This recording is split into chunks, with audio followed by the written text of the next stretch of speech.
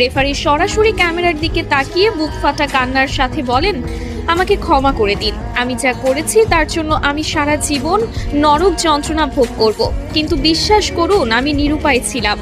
আমাকে ওপর থেকে কঠোর নির্দেশ দেওয়া ছিল, যেভাবেই হোক স্পেনকে ম্যাচ জেতাতে হবে। আমি শুধু সেই নির্দেশ পালন করেছি মাত্র। রেফারির এই একটি মাত্র বাক্য মুহূর্তের মধ্যেই পুরো বিশ্ব মিডিয়ায় দাবানলের মতো ছড়িয়ে পড়ে। সারা বিশ্বের ফুটবল বোদ্ধা থেকে শুরু করে সাধারণ ভক্তরা রীতিমতো স্তব্ধ হয়ে যান। তিনি আরো ভয়ঙ্কর সব গোপন তথ্য ফাঁস করে বলেন, ম্যাচের আগের রাতেই আমার হোটেল রুমে থাকা ল্যান্ডলাইনে একটি গোপন কল আসে। আমি ফোন তুলতেই ফিফার ভেতরের একটি শক্তিশালী সিন্ডিকেট এবং আন্ডারওয়ার্ল্ডের বেটিং মাফিয়াদের এক শীর্ষ কর্মকর্তা আমাকে পরিষ্কার ভাষায় হুমকি দেন।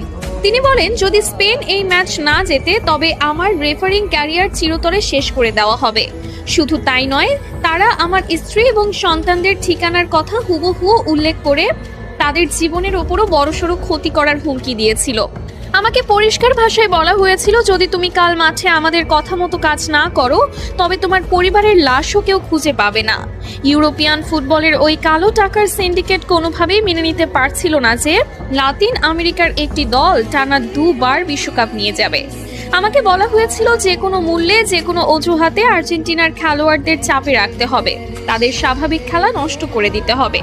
কান্নায় ভেঙে পড়ে এই রেফারি আরও বলেন, ম্যাচের বয়স যখন 93 মিনিট, এনজো ফার্নান্ডেজ যখন সামান্য একটি বল দখলের লড়াইয়ে ফাউল করেছিল, তখন আমার কানে ইয়ারপিসে ওপর থেকে সরাসরি নির্দেশ আসে, এটাই সুযোগ, আর দেরি করো না, ওকে সরাসরি লাল কার্ড দিয়ে মাঠ থেকে বের করে দাও।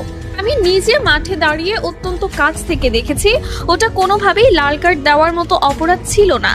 আমি চেয়েছিলাম অন্তত VAR চেক করতে, কিন্তু আমাকে এয়ারপিসে VAR দেখতেও কঠোরভাবে নিষেধ করা হয়।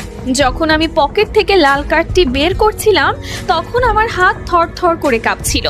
এনজো যখন অবাক দৃষ্টিতে আমার দিকে তাকিয়েছিল তখন আমার মনে হচ্ছিল আমি মাটির নিচে মিশে যাই।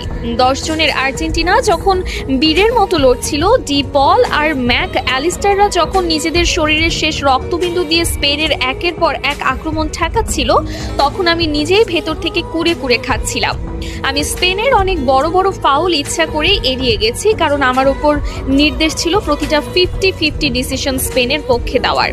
অতিরিক্ত সময়ে যখন স্পেনের ফেরান তোরেস গোলটি করলো, তখন স্টেডিয়ামের স্প্যানিশ ভক্তরা উল্লাস করলেও আমার বুকের ভেতরটা অপরাধবোধে ভিন্ন হয়ে যাচ্ছিল। চরম আক্ষেপের সুরে রেফারি আরও বলেন, ম্যাচ শেষে যখন দেখলাম লিওনেল মেসি মাঠের মধ্যে বসে শিশুর মতো কাঁদছে,